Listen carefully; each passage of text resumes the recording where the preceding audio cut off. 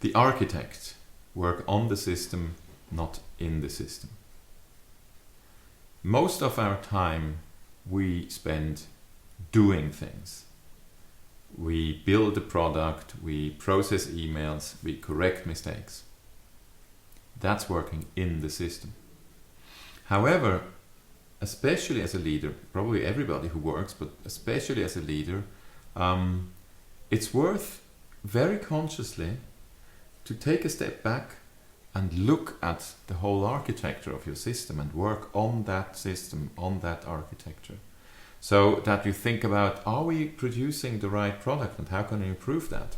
Or for example, how can I make sure I don't get these unnecessary emails anymore?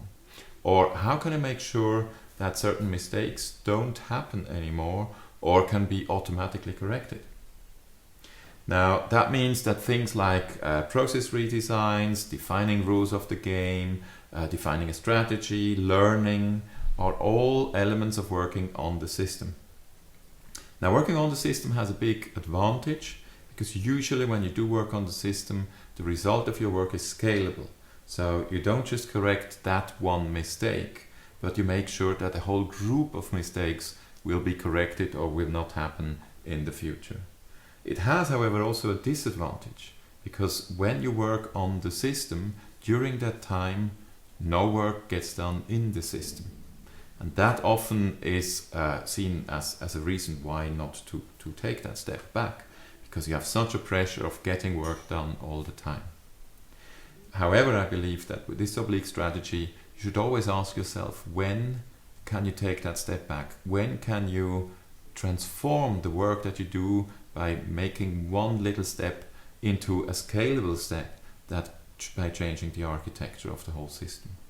An example for that was in something as small as conflict, for example. I had a work environment at some point in an HR department where there was an ongoing conflict between the pool of assistants and the pool of regional HR directors. And every day you had things like who is using what and who makes noise because they're on the phone while the others need to work in a concentrated way, silently. How do people treat each other in meetings, for example? And part of the reason for these conflicts was always that, of course, there was a certain hierarchical unbalance between the assistants and the HR directors. Now, these conflicts were, people tried to solve them one after the other whenever they occurred, but a big change only came when they decided to take really time off, and they took a several-hour workshop where they put that conflict on the table and said, what can we do so that these kinds of conflicts can be dealt with much quicker in the future? They can't be avoided completely, but we have to get them off the table.